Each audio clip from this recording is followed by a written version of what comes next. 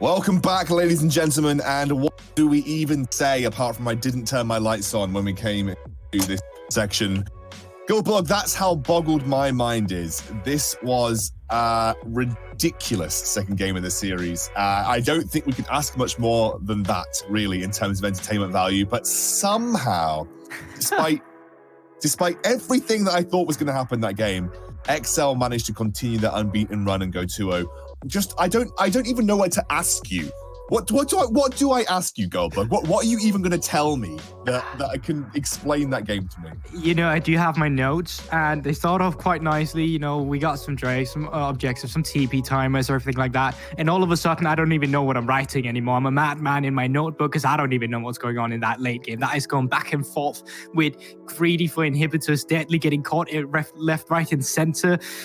Members, Zendo especially, thinking he's too fat and too tanky, still getting caught every now and then. And I mean, I think I'm just going to slow it down a bit, take it from the top and see what happens. So coming into this game, just from the start, pick and ban, I feel like that they actually got a great pick and ban phase to play the map, and that is what Fnatic do. They get deadly caught out with the gangplank barrel from the top side. We got the Grand Starfall coming in from the Pantheon too, and they just play the map, get objectives, get the Drakes, and then XL, they start to get a bit greedy. They want in on the objectives too, so they start doing the Drakes.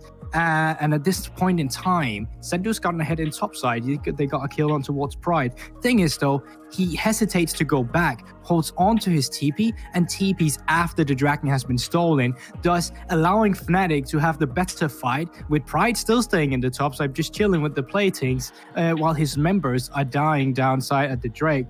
And I feel like that just enabled Fnatic to, every time there was an objective, they had a composition. It was easier to play the map with, and that's what they did. They got a pick, they got the objective, they played around the timers. Now, when they start to go into the first Baron out of how many? 3, maybe? I don't quite remember at this point. 7. I was maybe double digits. It was insane. But they start doing all of a sudden.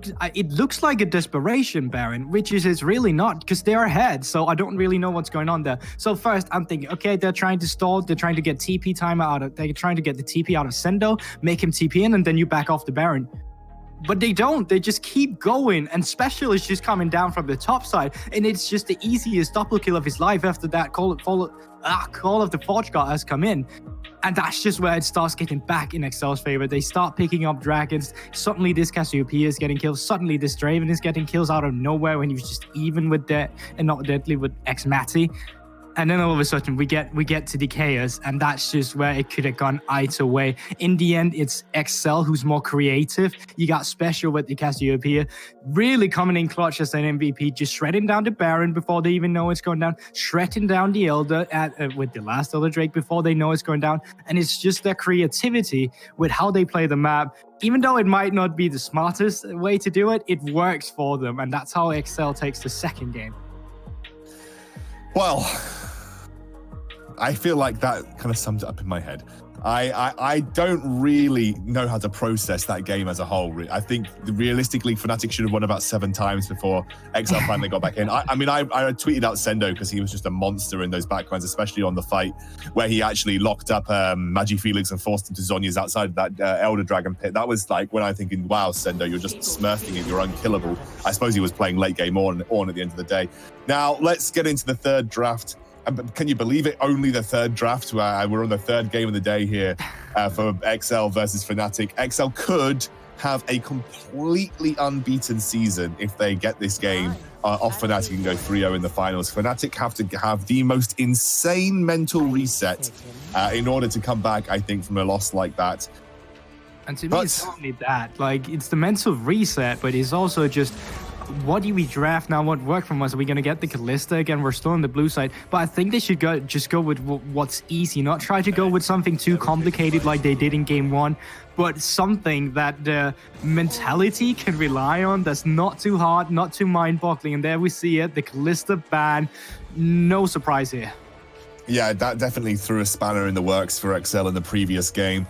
A lot of AD carries targeted away here. Set also. Ornn is available for Pride, should he want to first pick it. That has been going over to Sendo for the last 2 games. But Maybe Pride not so comfortable on the Ornn first. Just kidding. It's the Ornn first. Yeah. He locks it in. That'll be Ornn for Fnatic, with Ornn having I think Ornn's got a very high win rate across both of our finals today. He's a very strong pick in general, but it's going to be an immediate response, taking away the Ziggs from Magi Felix this time round, and it'll be going into likely the hands of Special. Yeah. Question is, are we going to see... Oh, no, we're just going to see the Pantheon coming in here for Taxa again. So Pantheon also a champion that's been prioritized a lot this game, and it really shows you can easily dive in and out on the bot side, even in the late game, because usually when you think of Pantheon, you think of early game minutes, but he's still a threat because he just got his E. The Aegis shield just keeps the damage away. You can easily jump into the targets. Oh, Bravado Taric. Now this is comfort too. Question is, because you talked about earlier, it might not be the best support when you don't have Kalista to pair it up with, so I wonder what they're gonna do here. Yeah, I mean, Taric is still Taric. He scales incredibly well, but it's just the fact that Kalista is one of those AD carries that essentially has her own inbuilt Thresh Lantern, and Taric doesn't get caught out so much, especially in the sort of the mid game where I guess he isn't as strong as he is in the late. But it's still a very comfortable champion for Bravado, like you said. Now, I think it's up to XL to decide what might be going with Taric in that bot lane, and they can maybe look to try and ban away some of the more obvious options with Kalista off the table already. Yeah. I think that you might just pick your counter support here if you want to, so that won't be banned away. Let's see what's coming in. It's going to be the Braum. Okay. So that does, I can imagine the Fnatic is going to be looking towards Target Deadly out now. No AD carry pick so far. Obviously, the 6 can be flexed down towards the bot side. Deadly haven't played 6 yet at all, but not because it's the hardest one, but it does fairly well in the mid lane too. So he's gonna have a flame 80 pool coming in here. They are targeting out mid lane here with the Echo coming in. Obviously, fine pick into the 6 too. Yeah, and the Echo comes through. We have seen a bit of that. We saw it in the, or rather, the Echo ban coming up. We saw that in the previous finals, actually, in the Nordic finals, where Echo was picked up in a way to deal with Ziggs, not directly in lane, but just in general. The Echo was picked up in the jungle just to be a bit more of a nuisance and try and lock down the back line, but that's not going to be the case here for XL. They're going to get rid of that. Misfortune banned away now, so lots of AD carries being taken off the board here. I wonder what we're going to be left with at the end of this ban phase if a few more AD carries get banned out. It's going to be the Azir. I was going to say too, you're already looking to late game with a Taric and Ornn. If you could top that up with Azir, you're looking really deadly too. So I feel like that's a nice ban coming out from Special, just respecting Magi Felix on that Azir actually. And we'll see what the final ban comes in for Fnatic here. It would be 5 AD carries off table, as well as a flex AD carry in the form of being taken away if they do ban another AD carry here. Surely Varus goes. Yeah, I was about to say Varus shouldn't be left out. They already picked the Braum, so you don't really want to do that. Now we have 5 AD carries banned. And honestly, who are you going to pick now? There's still the Ezreal left off. There's still Sire. You can get Lucian with the Braum too if you want to get some early prowess in there. But are you willing to first pick your AD here? Or is it something you prioritize? I think if you're looking for top lane, on red side, you like classically you'd like to keep your top lane. I know they're just gonna blind pick the Aatrox. So maybe I suppose this is very XL. Like obviously, Deadly is such a core component of their composition and how many resources he literally absorbs off the map. They really want to give him the best possible options in the bot lane, which I think makes a lot of sense. Matty, who is an excellent Ezreal player, with Ezreal being one of the few remaining really high-tier AD carries left on the table, I wouldn't be surprised to see him lock that in. I think it would be a pretty sensible choice. Although you do I think you forgo a lot of lane pressure by going Taric Ezreal. So, XL have got the pick of the litter when it comes to bot lane. Taric Ezreal will be the lock-in for Fnatic here. Not the most threatening lane, but it is going to be a potential crazy pickup for Pride. If it is indeed a Fiora, then we rotate on mid. That would be a rough lane for Ornn, I think, if he was playing into Special, but we'll have to see what they decide to lock in right at the end here. It does look like it's going to be the Cassiopeia mid and Dion up towards the top side. So I was about to say that 6 can still easily be flexed towards the bot side if you want a counter pick for Special in the mid lane. So that is still up for grabs. Now the Cassiopeia have come in here, both Azir and Echo has been banned. I think it's easier if you just go for an 80 here, say I can just play this lane, and Magi Felix did fine with this lane before that. Watch him lock in the vein. No, just watch him lock in the vein, trust me. No. That's gonna be the Kai'Sa. Okay, they get the Kai'Sa. They're looking for a little bit of late game scaling. The AD hero. They got the Ziggs too, but it's gonna be the Kai'Sa, who we haven't seen have the best performances today across both of our finals. But that is those are our composition schoolboard. Will you break them down for me in around 40 seconds? I feel like you're giving me some extra time here, but that's just fine. Yeah. So Pantheon got so many lanes to play for here too. Like it would surprise me if I didn't see some defensive summoner spells coming in here too. You can easily play for the Kai'Sa down in bot side. There's great ganking opportunities if you can get top side ahead and create a TP advantage here for XL. You should be able to dominate most of the early dragons too. Thing is though, Dan is on an early game menace himself on that Rex side. If you can keep tracking on Taxter and that Pantheon, get your other laners ahead, you certainly have a good setup there. Problem is that it's not the best gank setup. You don't usually want to play towards the on. Ezreal's not the best AD carry to play for either, and you rely on the Taric to actually land it. So it's a bit rough for Fnatic here. Well, you did a good job. I'll take it. We were moderately within the time barrier there. Let's hand it over to Brain and Dan for our third game of this series. Thank you very much, Scoundrel. Hello and welcome back. We are into game number 3 here of the UKLC Grand Finals between Fnatic Rising and BTXL. BTXL 2-0 up in the series right now. Orcs, how are you feeling about these comps? Bravado's picked Taric, doesn't have the Kalista to go along with it. How does it work with the Ezreal? I mean, essentially, both of them can look to scale to sort of the item breakpoints. It's a hard lane to punish in terms of sustain. Like, trading with it isn't very effective because you have the sustain for the Taric, but mana pool could potentially be an issue. The big thing, though, is that the Taric is like a vulnerable target that you can look to potentially challenge, because like the big takeaway for me is that they haven't got the Pantheon Taric, but Pantheon Braum is still extremely threatening, because if the Pantheon jumps onto a target, you can then instantly proc the Braum passive if one stack's already been applied. Like you can triple auto and land that stun as a follow-up, and like it's super powerful in that regard. And I look to see Taxter and Kasing sort of pairing up together and applying that pressure across the map. I think overall, bot lane, you're sort of fine with that matchup. You're going to have priority. You got the double stacking passives of Kai'Sa and Braum that are really effective at punishing Bravado if he oversteps. I think in the mid lane, I'd give the advantage to Special because of the Ziggs just outranging the MagiFelix. You're going to have priority. And my big concern is in this top lane, how is Pride going to do on the Ornn up against Sendo's Aatrox? Because if he struggles in that matchup, I feel like Fnatic are really not going to have a good time going at this laning phase. Well, remember, it is still match point as well. If XL can get this win, they have an undefeated season all the way up until the finals. They punched themselves a first seed into the European Masters. And you know XL are not willing to go down here. They are so close. They are one game away from that undefeated season. And last game was maybe a little bit too close to comfort for them. I mean, absolutely. But it's all about resetting the mental after that one. The edge is in their favor. You know you're 2-0 up. You're feeling confident. I think the draft has come out in their favor as well. We'll have to see how things go, because I think, as you said, a lot of comfort here. I think we've got comfort for MagiFelix and the Cassiopeia, Xmadi and the Ezreal, Bravado and the Taric. Dan has something that he has agency in the early levels, and then Pride hopefully should just be able to withstand the pressure of Sendo in the early levels. That is what I'm thinking. But ultimately, I feel like XL have kind of come out with a bit of an edge. We'll have to see how things go. Obviously, we saw last game, it went to such a late game phase that really it came down a lot to execution, less so than compositions. Yeah, it really was an execution game on that point. But now, top lane, just farming away. We'll have to see how this bot lane's going to go now. Scoundrel hit on how naturally you'd expect the Kai'Sa to kind of have the lane pressure. Ezreal and Taric, not the best at kind of taking over a lane. Yeah, I think in the skirmishes, it's really hard, because if you get hit by Braum passive, Kai'Sa's then stacking hers as well, and you can just get deleted off the back of that.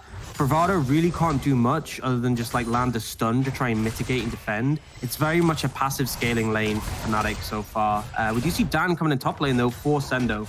Yeah, he's looking to see if he can make some kind of a gank happen here. The Umbral Dash has been used, and Sendo doesn't have anywhere to go, so he should just fall. First blood going to get picked up by Dan.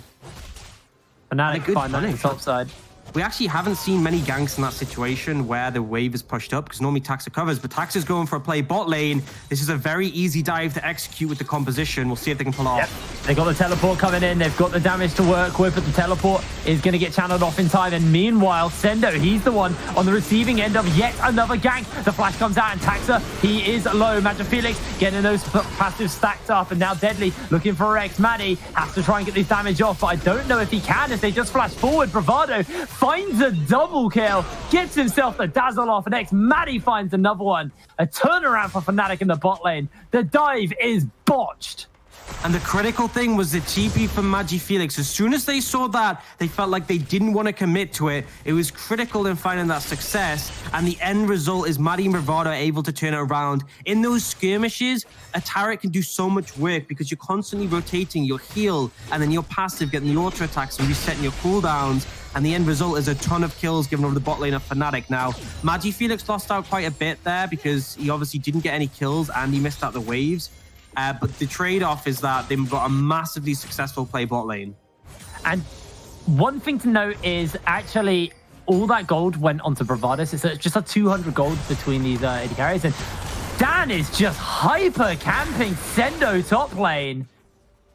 The wave hasn't been fixed. Look at where the wave is in the top side. It's frozen, overextended for Sendo, and it's not been fixed for a long time. Typically, we see Taxa move up to adjust this. And the current situation is this isn't happening because Taxa spent time bot. And so the end result is that Sendo has two choices.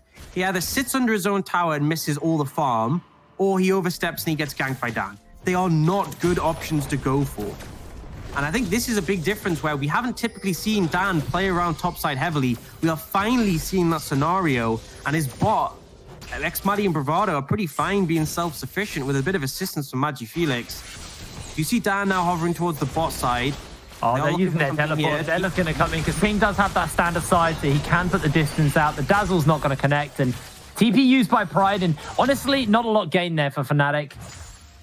No, not a lot at all. I think Dan was a little ambitious with that pathing, just coming in from over that wall. If he potentially was able to loop round, that could have resulted in a kill. Obviously, the summoners being down set them up to potentially challenge that. And the critical thing is we had a freeze in the top lane. Sendo is now going to be able to push the wave into the tower and reset the wave and have it bounce back into him. So that, although that just looks like a simple mistake or cost TP, it actually has pretty big ramifications for the top lane matchup. They are going to take the dragon off the back of that though. Yeah, looks like Sendo's even going to get a plate for himself there in the top lane as well. So he's actually very happy with that. He's just being able to kind of pull back what has been a rough early game for him. Now, it looks like potential for a dive, or at least the gank in the bot lane is breaking out here. It's Bravado stepping forward. That flash not available on Taxa, so Fnatic buying the long run here. They get themselves the slow off onto Bravado with the Void stack stacking up. The Mega Inferno Bomb getting used. And Deadly, he's the one to be gifted the kill. Actually, Taxa's the one to fake out that shutdown. Now they got Dan coming in, and oh, Deadly just finds the turnaround. Concussive blows are stacking up into the Void stacks, and Dan gets shut down. Deadly finds a double kill. And they just go in really rough situations. The stacking passive off the Kai'Sa, off the Braum, so powerful in these skirmishes. And you see Maddie overextending, gets taken out, and then Dan also tries to commit to the play, and it was just really messy from Fnatic, and it's super costly because you're now seeing this Kai'Sa 3-1. That play they made earlier to turn things around with a dive is completely being turned off his head. XL doing so well right now, despite the fact they botched that dive, despite the fact that Sendo went down twice. They're upping gold significantly. Now, we're not actually seeing a lane swap come out from either side here to prioritize this Rift Herald will be spawning up nice and soon. Both deciding they want to continue to play the bot lane out for the moment. Next, Maddie now down pretty significantly in CS. The special does get a good satchel charge off. Has to flash away as the miasma spat out towards him. He's able to put the distance away.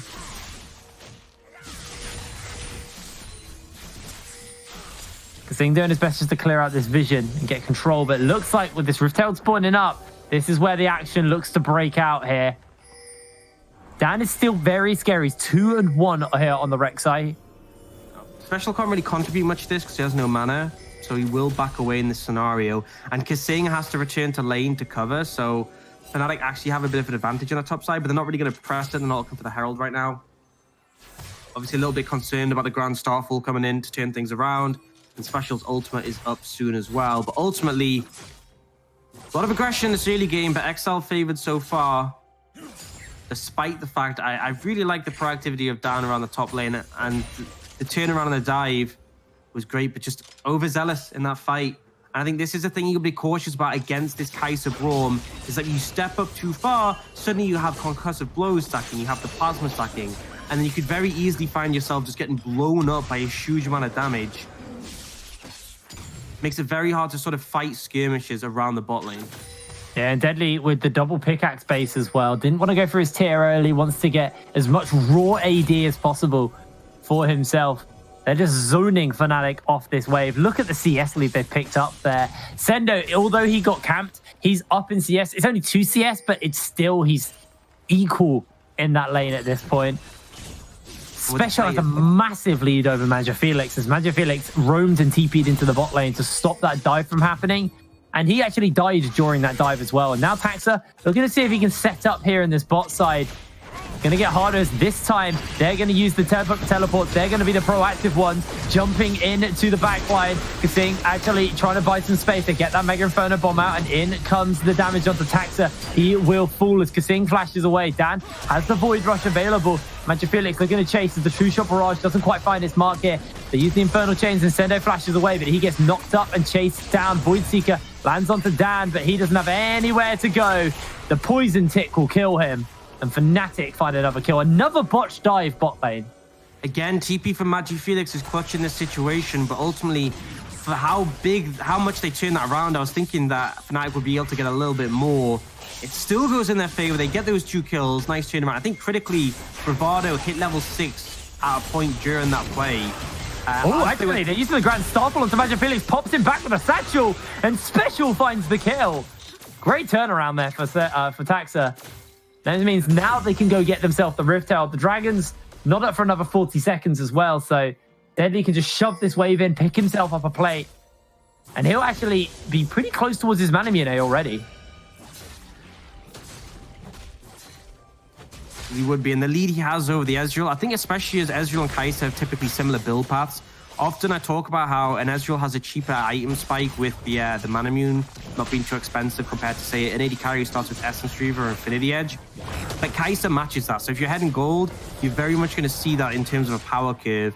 And you really... Kai'Sa obviously has a great 2-item spike, but as you get later in the game, she will start to just outpace the Ezreal to an extent. So having this lead early, I think particularly mid as well, Special farming up a Storm on this champion and being able to deliver that kill on the back of Taxa before, also going to help massively right now. It's just on a 2,000 gold lead in favor of XL, but they're throwing down the Herald in the mid lane, looking to get a couple more plates. And actually, I think that's enough just to satchel and get the whole tower. So Special going to get even more reward there. That's a lot of gold gifted over to him. Dragon does get picked up for Fnatic, though, in the meantime. They got themselves a cloud and an ocean. We're looking at a mountain soul here in this game. Can be pretty significant. Those mountain dragons have been stacked up for Pride, that extra resist, but critically it's a shield coming in, which can be a big factor, especially if this game does go later. But for now, XL, the ones with the gold lead, 3,000 up. Finding success on their carries. And they were the sort of the players who delivered later in the game. It was Deadly and Special who were doing a ton of work. Because when he gets later, they become so much more relevant. And in this game, once again, we have 2 teams who are willing to go in the later stages. They have a lot of scaling elements.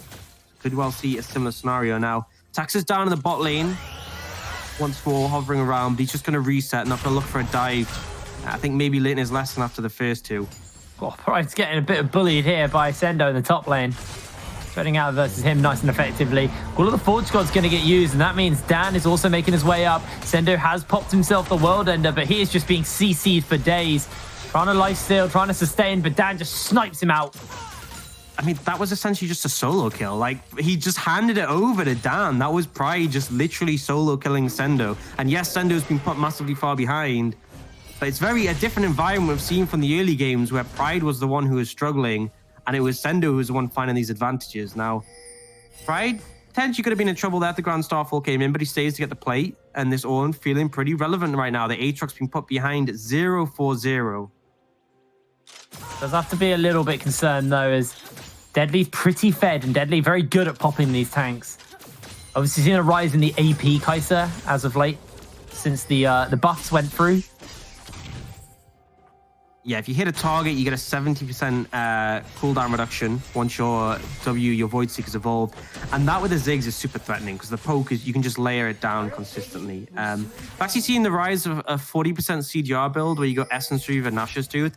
And essentially what it means is that your Void Seeker is such a low cooldown when you land it and get the refund that you can apply the Plasma proc just off your Void Seekers if you land 2 in a row.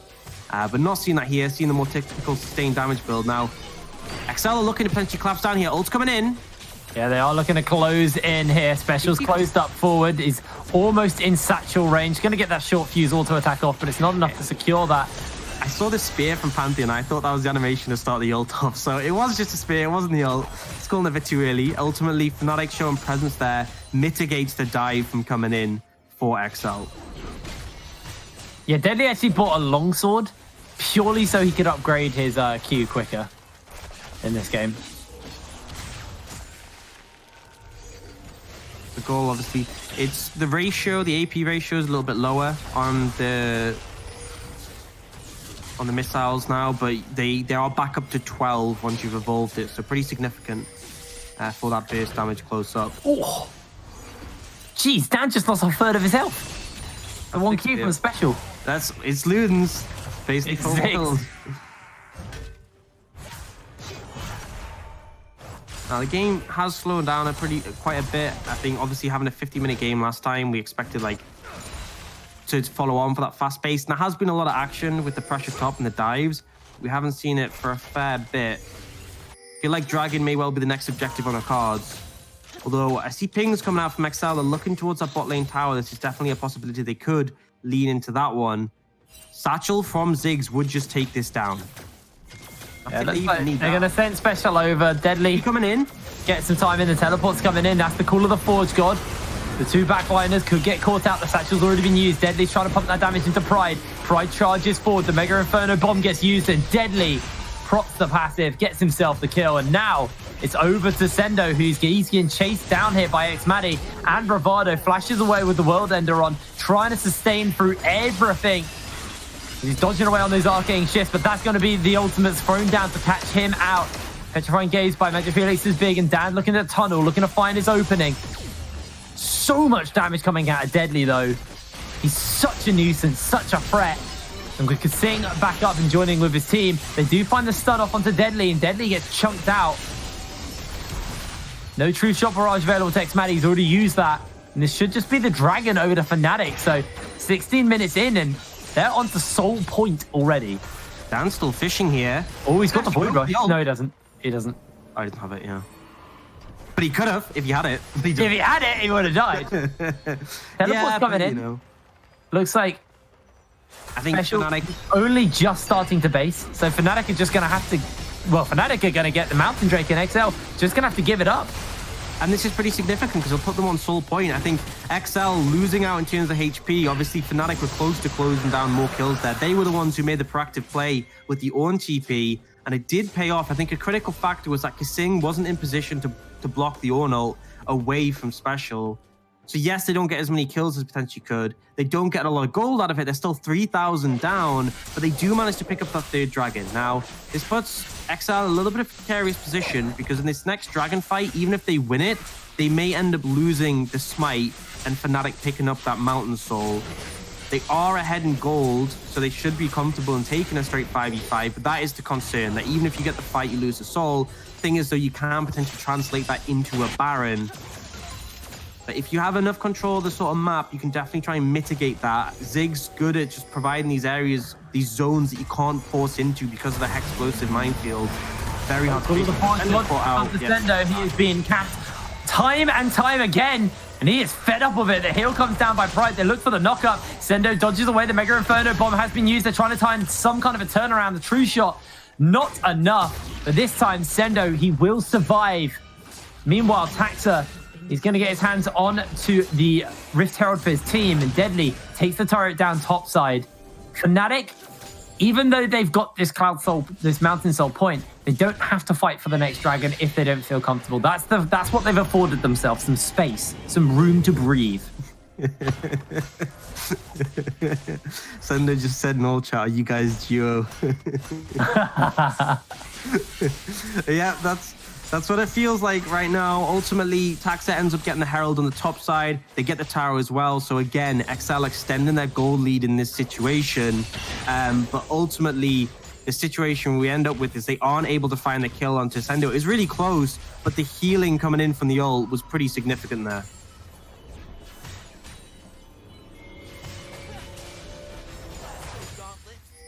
Now, Manamune stacked up for Deadly, but not yet available for...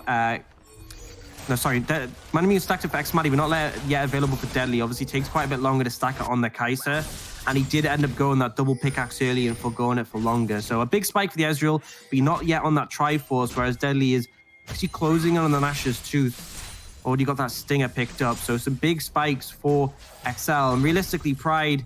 not at that level 13 point to get the own items. Want to wait for those for a big spike. And I think this isn't really the point where Fnatic spike the most. And given that they're 3k gold down, may not be the optimal point for a fight. But if they find the opportunity, they could look for it. Dan caught out potentially. Yeah, actually, it looks like they might just have turned that around. Tax has to use the Aegis. They use the Call of the Forge God. Gets blocked up by Kasing, though, on the backline.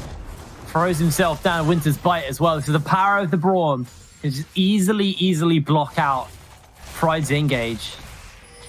The reason they came in with this pick for Kasing, obviously had a great game on the Thresh, but making the all Sendo caught out. Sendo might be going 0-6 here. He's able to get himself some distance put out, but he is having an incredibly rough game here. Thing is, though, Dan just feels less and less able to cut through him, despite the fact that Sendo's 0-5. He's still struggling to take him out when he picks him, when he finds him. Now, Fnatic very much posturing for control in this Dragon area still. They want to maintain their vision in the bot side river, and you can see that it is pretty consistent throughout. Ultimately, Dragon's still a whiles away before that one spawns. Lots of vision thrown down towards the Baron, just concerned that XL could rush it when they commit to the bot side for that Dragon Soul. Fnatic not wanting to give that one up if they can help it. I remember with the Kai'Sa, Baron is very easy to cut through with the damage from her passive. Sendo now. Looking to see if he can find something onto Dan as Taxa was waiting for it. The Void Seeker does pop a little bit of damage in. Is XL just trying to regain priority over the river, get control, expand it, and then look to contest this dragon. They're shoving mid now. They could throw down the Herald here. Looks like Taxa may just be looking for the base here. He's actually struggling to find an opportunity to use it. He's only got a quarter left of its cooldown. So might just wait until this dragon spawns up in 30 seconds. XL need to get back onto the map really quickly here. I think it's a pretty dangerous for them. Pretty big play just to throw the Herald down to apply pressure with that so you can go for the dragon. But ultimately, these reset timings for XL are pretty awkward. It's allowing the priority to go in favor of Fnatic. It does mean that an extra large... Kasing flashes forward, finds that Glacial Fissure. They use the Cosmic Radiance. Kasing is going to get cut through. In with the Grand Starfall goes Taxa, looks for the stun, but the Arcane Shift from Matty is big. Now in goes the Call of the Forge God.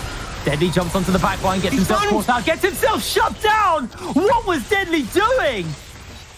Doesn't use Flash, doesn't use Exhaust, gets caught out by Magi Felix, and this should be the Mountain Soul for Fnatic. They find the team fight when they need it. 3k gold down, and they're able to get that one. Herald gets thrown, but it's not even going to make it to the tower, although I think Dan needs to move over and pick up the Dragon Secure with the Smite. Special still hovering in the area. Yeah, Special actually has to flash away there from Dan. And this will be the soul. The charge actually did go down from the Rift Herald, so it chunks out that mid lane. But that is Dragon Soul over to the side of Fnatic. XL. Yeah, they're up. Yeah, they were up. Or they still are up in gold. Yeah, they're up in, you know, towers and objectives. But they are now down in the soul. And that's a permanent shield to work with. And I think for me, the Mountain Soul is super powerful if you can get it this early in the game. I'd actually argue it's one of the strongest Drakes this early because no one really has the damage to cut through it right now. The base shield is 200. If you look at Magi Felix is working with about a 300 shield. Xmadi's about 260. Like, you do not have the damage to spare to cut through that at this point of the game. And I think Mountain Soul, super significant if you can get it this early. So Fnatic really have a ton of power now. Pride's started picking up his own items. He's got that Sunfire Cape. He's going to hand them out to team. Deadly's dead. Team top lane. Deadly's just gone, yeah. Bye. Deadly's just gone from a pop-off monster to kind of just serial inting. 0 to hero. Went for that huge play in the team fight and just it backfired. Now caught out by MagiFelix, who we said it was comfort for him. He's looking great on this Cassiopeia. Deadly just not finding the success. Now they've started up the Baron already. MagiFelix has the blue buff. And Pride's dead a tank, but no one's in the vicinity from XL to check this one. Yeah, they don't have that Grand Starfall available to Taxa yet. Bravado's making his way over. He can't get over. But I don't think they're even going to get through in time. They've got the damage out for the moment. They've got the ulti to knock up Taxa. Special puts some distance down, and Xmatty finds himself the kill. That's Baron Nashor over to Fnatic. XL could be losing their first game of the season when they're 1 away. And to bounce back mentally for Fnatic from that game 2, which was so close, and yet they managed to lose it after over 50 minutes, is just a huge achievement. They were losing this game as well. They were down in gold. They had their own successful play bot where Deadly picked up the triple kill, but they are finding their footing. They have the Mountain Soul for the extra shielding. They've got some big item spikes in. We've just seen Triforce picked up for Xmatty, likely going to get upgraded here by Pride. And on top of that, it's just the Mountain Soul, the Baron, all these things really putting them far ahead despite being down 700 gold. The Ornament coming in there for Xmatty. And there's a lot of towers left on the map. This is a significant thing, is that it's just standing gold for Fnatic to pick up. They could easily take 4 to 6 towers in this Baron push, and that would be a massive influx of gold. And what is XL's answer here? What can they do? The Aatrox, unfortunately, just not offering anything for the side of XL right now. 0 and 5. Sendo having such a rough game.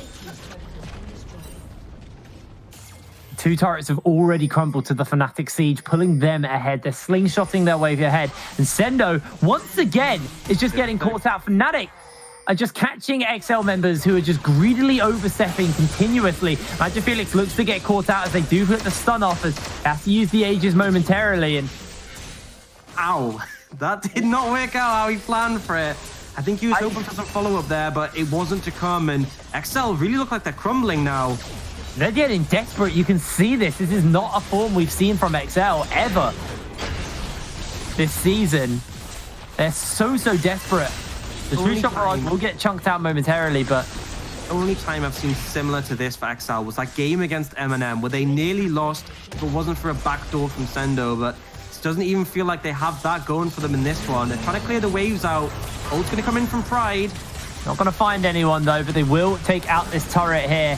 Sendo is alive. Pride charges forward. They're going to try and find some kind of a knock-up onto him. They do get a fair amount of damage, but he's just so tanky. He loses half his health.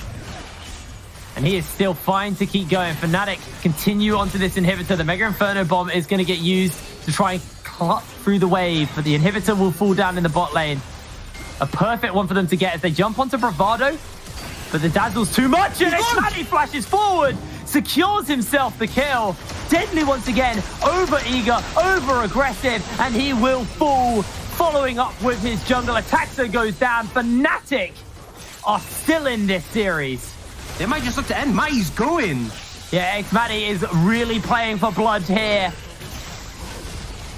He has a bone to pick with Deadly. He has a bone to pick with XL. He is still one of the title holders here of the UKLC. He's not going down with a 3-0. The Nexus has been exposed. XL has to make a miracle happen to not lose this game, but it looks like it's just too little. It's too late. Fnatic rising, beat the undefeated. The first defeat handed over to BTXL in that game. And it just felt like the punish top worked so well. Sendo never got back into things. Taxa didn't find his footing, and you hammered on it several times.